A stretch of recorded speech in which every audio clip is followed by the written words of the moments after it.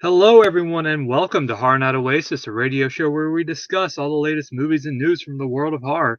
Joining me tonight for this special occasion is my co-host, Ian. Ian, are you there? Barely. Oh, yes, it's one of those days, but we are here to kick off our Indie-Pendence Horror Marathon, where we take a look and all the world of indie horror has to offer for the month of July. And we are kicking it off with a film which we have had the privilege of talking to the directors a few years back when they were promoting Reunion from Hell. And of course, we reviewed both Reunion from Hell and Reunion from Hell 2, the previous two Indie-Pendence Horror Marathons kicked off those those specific years, and keeping the spirit alive.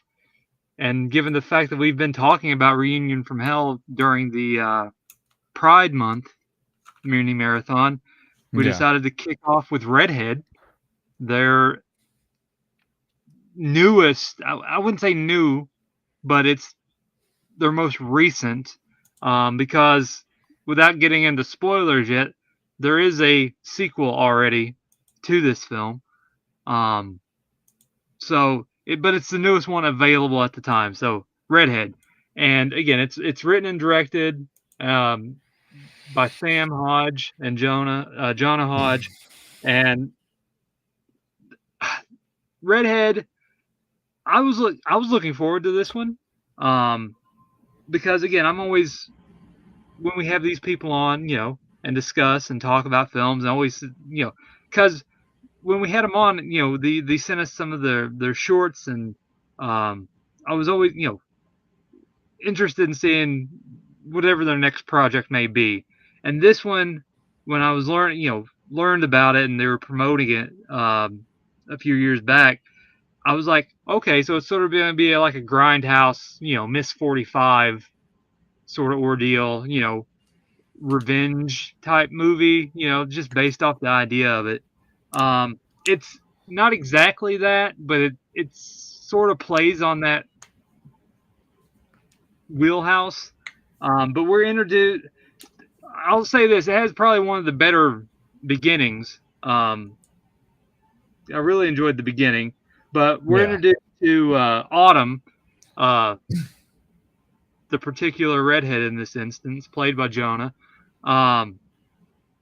and she is being held captive by Oscar, who is a cannibalistic serial killer, who also kills people with his wife, and his wife is the one that cooks up the people. Oscar is this over-the-top, zany killer. Think like Patrick Bateman, but a little bit more zany.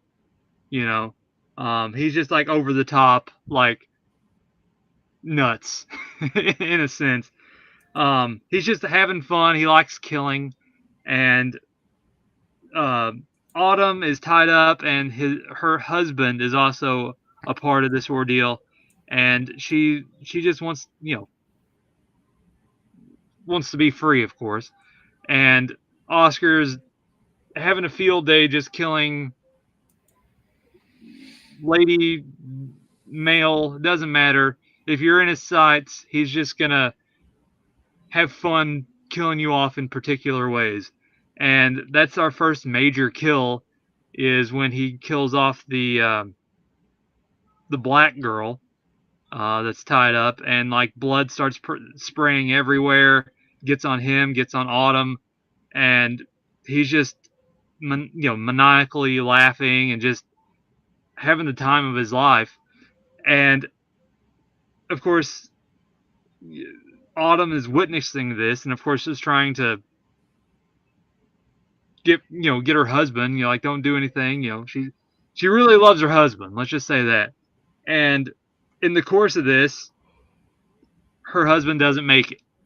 He gets killed as well, and that kind of sparks a flame in Autumn, which causes her to kill Oscar in close proximity, and also kill his wife. And then she is sent to a psychiatric institution for 14 days. And then they let her, the psychiatrist is like, okay, you've been under evaluation for 14 days. Now we got to let you go back out into the world and get you back out into society to see how things go. And so everything's going okay, but she's still mourning the loss of her husband and still can't really get over the events and what happened with everything that took place with Oscar. And so things start to happen where all the men that she comes in contact with are basically assholes in a sense.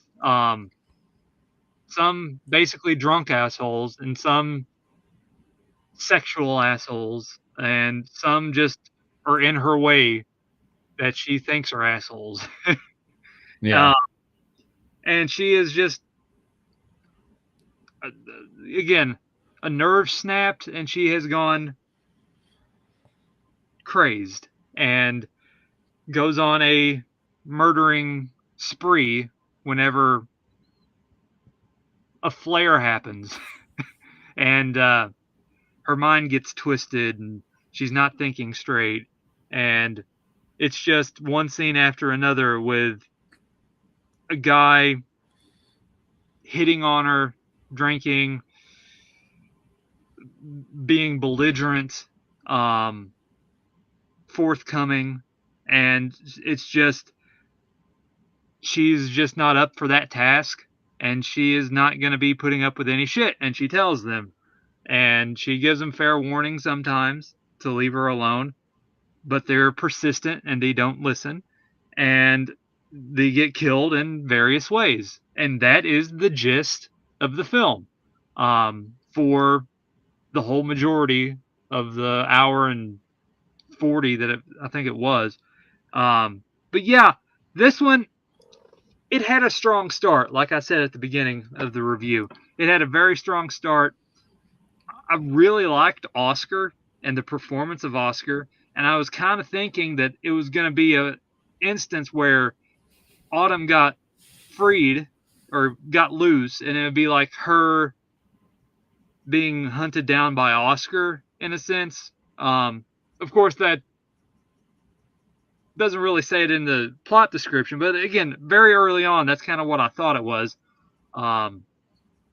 Because again, it's not like it's not been done before. I mean, it's kind of, Yeah. A lady gets loose and then she wants to go back. Bound to Vengeance was like that, where she's loose and she's going to these houses to set free all these women. So I was thinking it's sort of like that. What Run, Sweetheart, Run is another one that's like that. And I was just like, okay, it's just going to be sort of a grindhouse version of that, which it technically sort of halfway is, but it doesn't reach that. Instead, it's just a lady.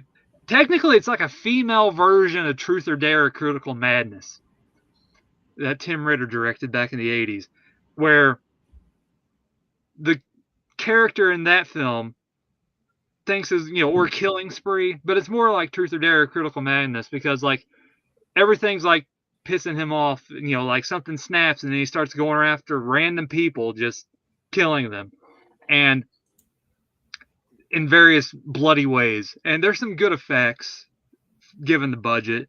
But the main drawback that I had with the film is that the pacing is not good.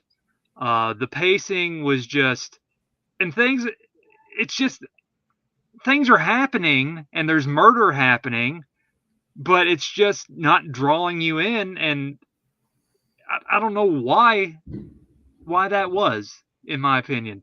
It just, it hits this lump and it just like starts spinning in circles, and like things are happening, and the character development of Autumn and her descent into madness with everything is just, it's there, and it's like they add a little bit of psychosis to everything and psychological happenings in her head with a certain aspect that comes along later on. She's seeing things, and she's not quite coping with everything at the moment, so it's a lot to deal with.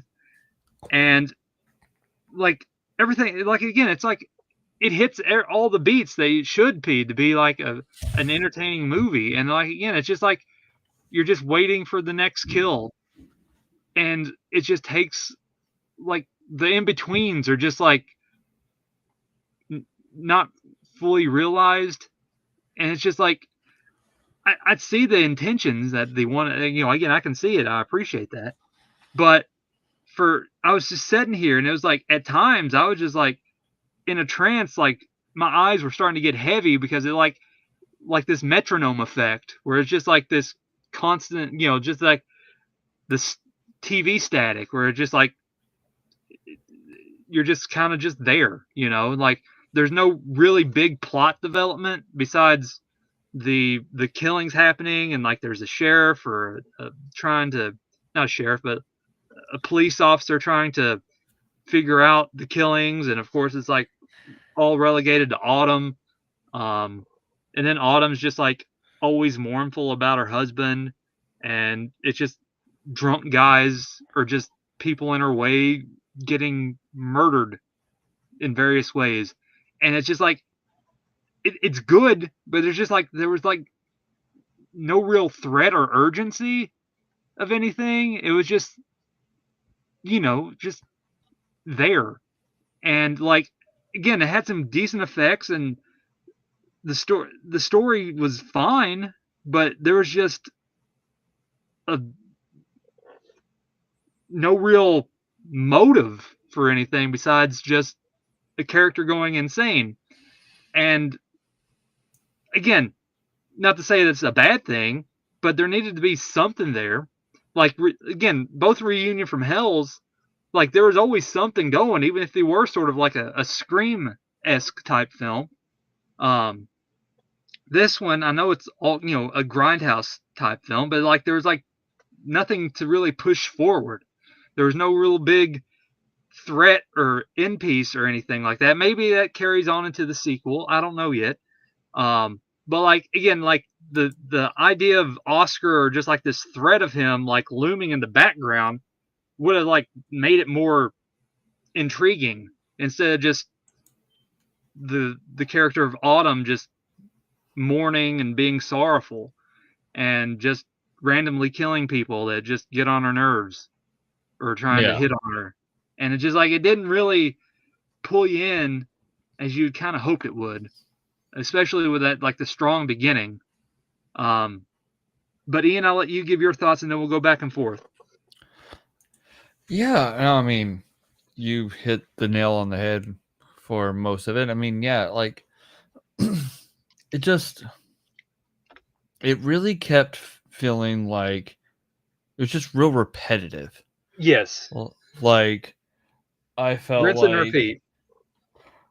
I felt like, there would be like one good moment and then bunch of like nothing, and then another good moment, and then a bunch of nothing. It was just like, and it was almost like the same thing over and over and over again, where it was like not really anything happens, but at the same time, a lot happens, and it's just like, I don't know, just sitting there, just like kind of starting to nod off because I was just like, I'm not being captivated by what is, going on. And I mean, it wasn't the worst thing. I mean, the movie looked great. Like the Yeah. cinematography and everything looked pretty good. That's the one thing, which again, when we talked, when we interviewed Sam and Jonna, is like their cinematography and their lighting is great. That's the one thing, like, again, we praise, and like this one's no doubt any different. But Yeah. like the story, it just wasn't there. It's like, unless like the film's like a metaphor for like insanity, like doing the same thing over and expecting a different result. I mean, it's just like, as you said, repetitive. Yeah, and it's just, I felt like it went nowhere a lot of the times. And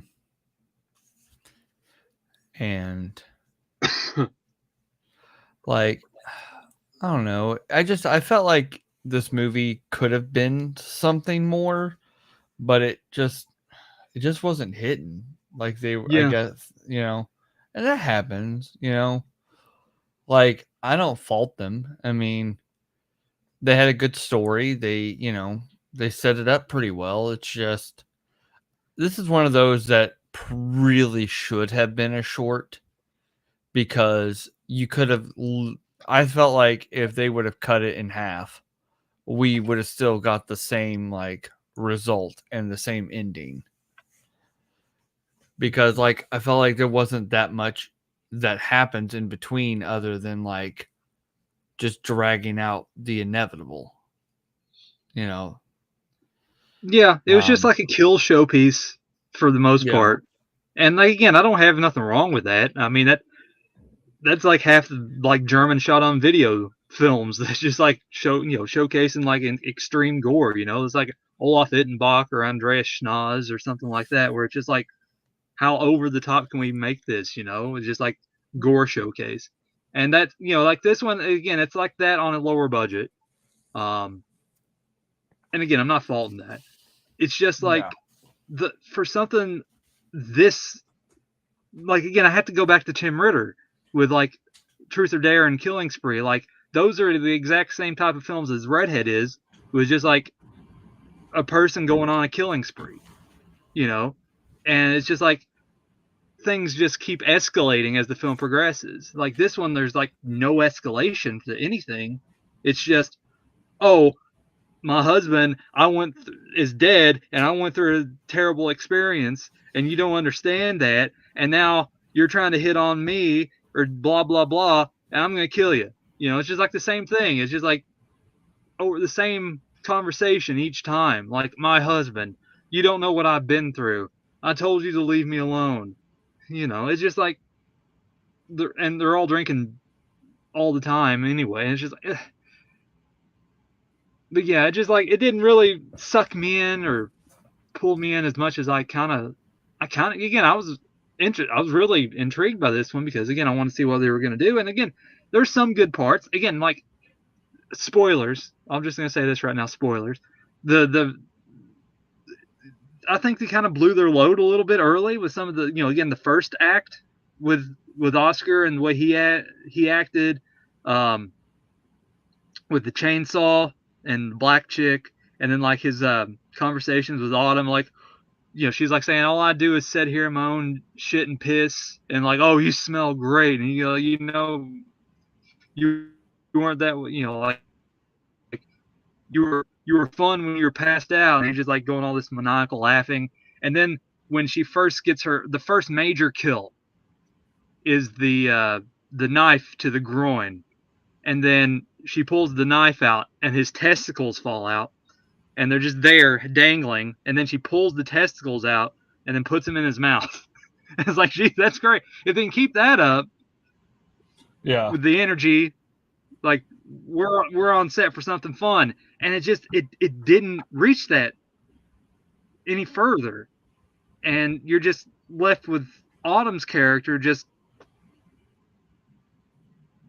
walking around, just going to the bar, drinking, being sorrowful, and guys trying to hit on her, and she just like can't handle it, and her emotions are getting the best of her, and she's still mourning the loss of her husband, and then like the next couple of kills, like a guy gets strangled with his own intestines, a stab to the back of the head, and it's just like it doesn't really like hit that first one. There's like a sawzall at the end of it, to one of the characters, and then again a few knife shot. I said the shotgun blast, yeah, shotgun blast to the head. So like there's some good moments, but it's just like you kind of kicked it off with a bang, and then just kind of, well, where do we go from here with the kills?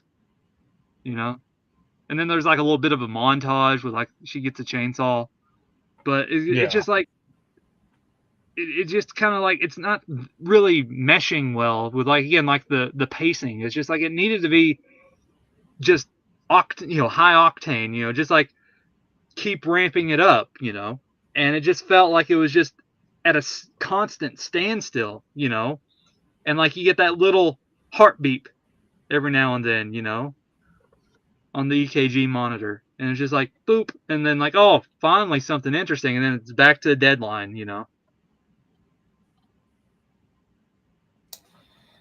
Yeah, like, and I was kind of, looking forward to this movie too, and I didn't hate myself after watching it. I just was like, there's just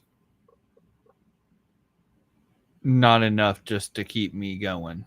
Yeah. Like, I was like, I felt like I could just, fall asleep at any second just because I was just sitting there just like, okay, this is the same setup for each kill. There's nothing new is getting brought to the table.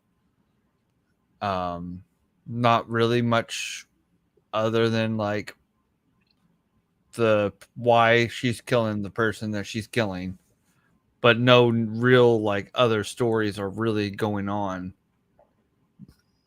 or really being told other than just her slowly slipping into insanity and becoming the product of her trauma.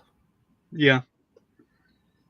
And again, another one that kind of, when it first started out, like, is it going to remind me of this one? And then, like, I was like, because we had him on the show as well, by Amir Skalanja, and like his film Confessions of a Homicidal Prostitute, and like that's like the exact same thing where like that the character in that film went through an experience, and she's like going through killing all these people, mainly men, but like that was like a solid film, and just like everything that went with that one, like it's like again same thing, like you have the yin and yang, of just like some films that just like managed to like tweak it a certain way. Like again, that one wasn't as gory as Redhead, and again it wasn't the most, again,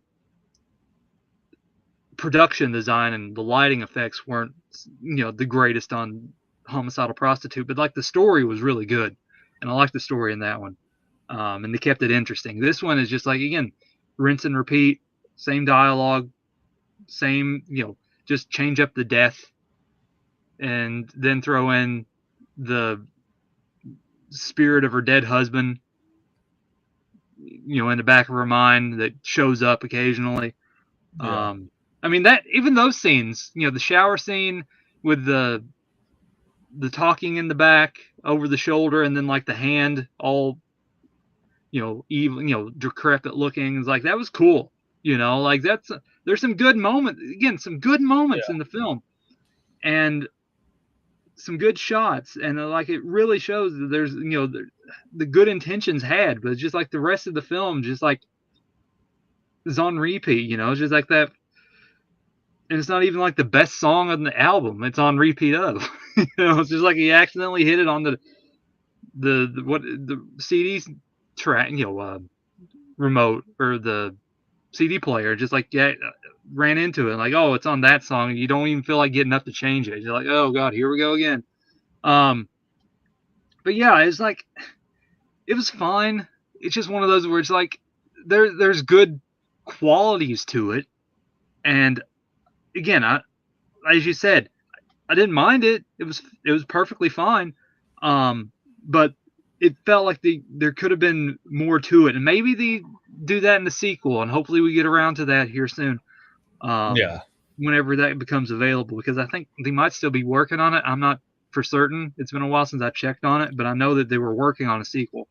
And I've just, I like to see where the story goes, because they technically leave it open ended, and we know that, I know there's a sequel, where they're posting it on their Cinesavage page. So again, I'm interested to see where it goes. But like this one is just like, again, for like a film with like some good practical effects and some good moments, it's just like to see it just kind of squander, and just like circle the drain is just like kind of sad. Again, they still made a decent. Again, it's fine, it's decent, but it could have been more entertaining instead of just like NyQuil inducing. And again, I don't mean that in a bad way. It sounds like it's a bad way, but it had this just like presence of just like it's just the constant, just like that beep, just a constant beep, and it's just like you get one little kip up and that's it, and then like, oh, here we go, where like there needed to be some urgency, something there besides killing. And it's awful to say, like, killing should just be everything, but there needed to be, a set play, set pieces for everything. Is just instead of just like the psyche of the character going insane. Yeah. But it is what it is. Yeah. Well, I don't really know if there's any much left to add. Yeah, there's not much there to say, Ian, because it's the same film, It's the same film, but the same thing for an hour and 40 minutes. There's nothing different. She gets a pug from the her psychiatrist that just wants to talk to her, and then of course she takes that out of context and thinks he's trying to hit on her and stuff, where it's just like casual conversation. Yeah. And again, a lot of stuff that she just, the character takes out of context because of her twisted psychosis. But yeah, it's fine. I mean, it just has that pacing issue that just really dampers it, and that just it just leaves this film over it, just like this dampness to it, where just like you see the good and the potential that it had, and just like kind of just like, again, from the start and the first kill with the testicles and everything, and then it just kind of just like just circles the drain. And again, I don't mean that I'm not downing the film. Like, again, there's aspects of the film we like. It's just that pacing, and just like, I don't know if this is the way that it should have went. But again, we just review stuff, and it's out there. It's their film. It's what they wanted to do, and it just felt like it needed a different direction. Again, maybe that happens in the sequel. We'll find out eventually, as we mentioned. But until then, yeah, it's fine. I feel like I've been saying that for a while with a couple of these past films, but it's fine. It's fine. It's not the greatest one to start off the marathon with, but you got to start out with a few small fireworks before you get off to the big ones, and hopefully we'll see how that lands by the end of the month. But Ian, I'm just gonna go ahead and call that a sparkler. Yeah. Yeah, definitely. It's fun for the y- beginning, but then it just kind of Stays the fizzles out. same. Yeah. Yeah, But yeah, Ian, as always, I'm great to start this new marathon with you and see likewise. what films we have on the horizon for the rest of the month. So we appreciate everyone for listening and to stay tuned for all the films that we have in store for the rest of the Indie-Pendence Marathon. We appreciate everyone for listening, and we will see you next time on Horror Night Oasis. Good night.